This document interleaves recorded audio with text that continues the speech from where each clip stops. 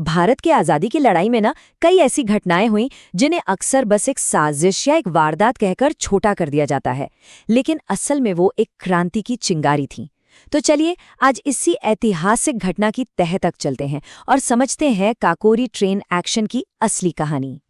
तारीख थी 9 अगस्त 1925। जरा सोचिए, एक ऐसी रात जो इतिहास के पन्नों में हमेशा के लिए दर्ज हो गई।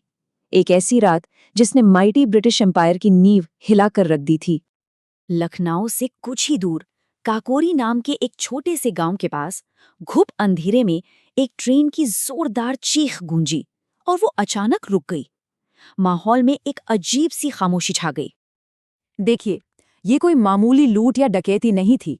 निशाना था वो सरकारी खजाना, वो पैसा जो अंग्रेजी हुकूमत ने हम हिंदुस्तानियों से ही निचोड़कर जमा किया था। तो ये सिर्फ लूट नहीं थी, ये अपने हक को वापस छीनने की एक जोरदार कोशिश थी। और बस इसी एक घटना ने हिंदुस्तान की आज़ादी की लड़ाई में एक नई आग लगा दी। एक ऐसी आग जिसने सशस्त्र क्रांति की मशाल को फिर से रोशन कर दिया।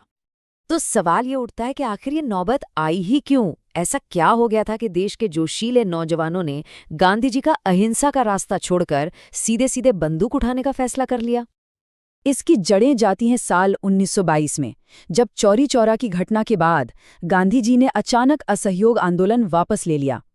देश के नौजवानों में ना एक गहरी निराशा फैल गई। उन्हें लगा कि उनके साथ धोखा हुआ है, और इसी सियासी खालीपन से, इसी गुस्से से जन्म हुआ हिंदुस्तान रिपब्लिकन एसोसिएशन का, जिसे हम HRA के नाम से जानते हैं। अब ये HRA था क्या? इसका मकसद सिर्फ अंग्रेजों को देश से भगाना नहीं था। नहीं, ये लोग रूस की बोल्शेविक क्रांति से बहुत ज्यादा प्रेरित थे। इनका सपना था एक संयुक्त राज्य भारत बनाने का, एक ऐसा देश जहां कोई भी इंसान किसी दूसरे का शोषण ना कर सके। चलिए अब वापस उसी रात पर लौटते हैं।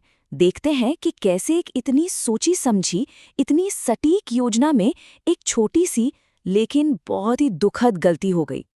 प्लान एकदम साफ था। टारगेट थी 8 डाउन पैसेंजर ट्रेन। मकसद था क्रांति को आगे बढ़ाने के लिए फंड इकट्ठा करना। तरीका भी तय था, ट्रेन रोको, गार्ड को काबू करो और तिजोरी तोड़ो।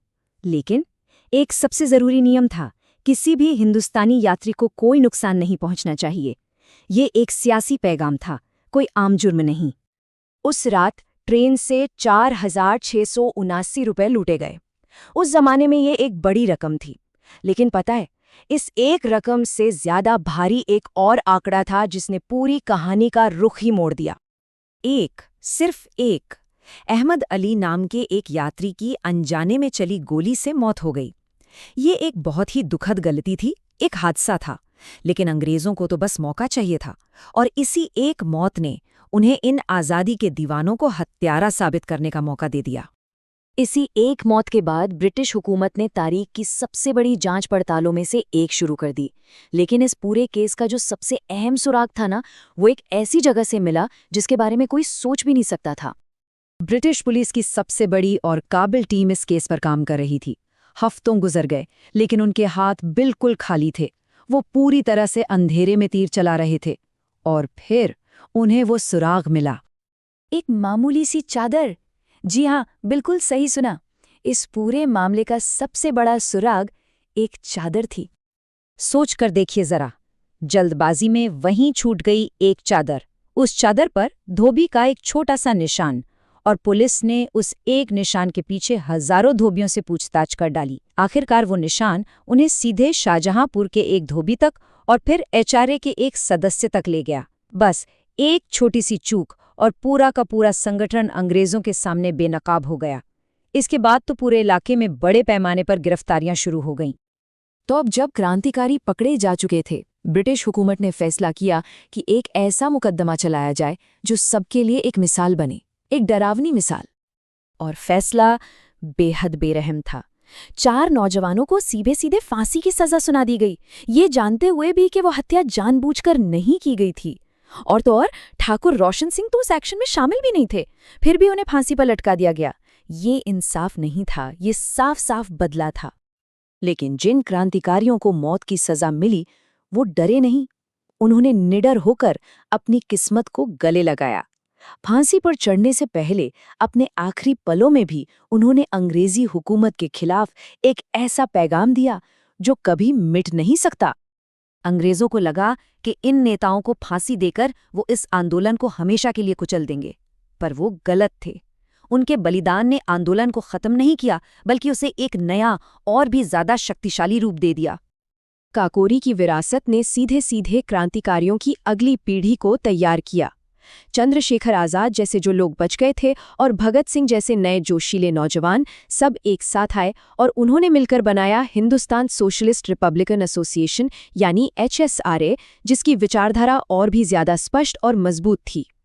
और शायद काकोरी की सबसे बड़ी विरासत थी रामप्रसाद बिस्मिल और अशफाकुल्ला खां की दोस्ती। सोचिए, एक कट्टर आर्य समाजी और एक पक्के नमाजी मुसलमान, उनकी ये गहरी दोस्ती और एक ही मकसद के लिए दी गई कुर्बानी हिंदू मुस्लिम एकता की एक ऐसी मिसाल बन गई जिसकी आज भी हम सबको ज़रूरत है।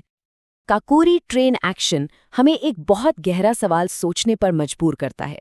क्या इतिहास सिर्फ बड़ी बड़ी योजनाओं और ताकतवर नेताओं से बनता है, या फिर उन कुछ मुट्ठी भर साहसी लोगों के जुनून से जो अंजाम की परवाह किए बिना एक्शन लेने की हिम्मत करते हैं? शायद आज़ादी की असली कीमत ऐसे ही पलों में चुकाई जाती है। ये थी काकोरी ट्रेन एक्शन की कहानी, एक ऐसी कहानी जिसे अक्सर हमसे छुपाया जाता है। इतिहास के ऐसे सच को आप तक लाने में बहुत मेहनत लगती है। तो अगर आपको हमारा ये काम पसंद आया तो प्लीज़ हमारे चैनल स्पीकिंग ट्रूथ को लाइक, शेयर और सब्सक्राइब ज़रूर करें। इसे अपने दोस्तों और परिवार के साथ शेयर करें। हम वादा करते हैं कि हम हमेशा ऐसे ही सच बोलते रहेंगे। हिंदुस्तान जिंदाबाद।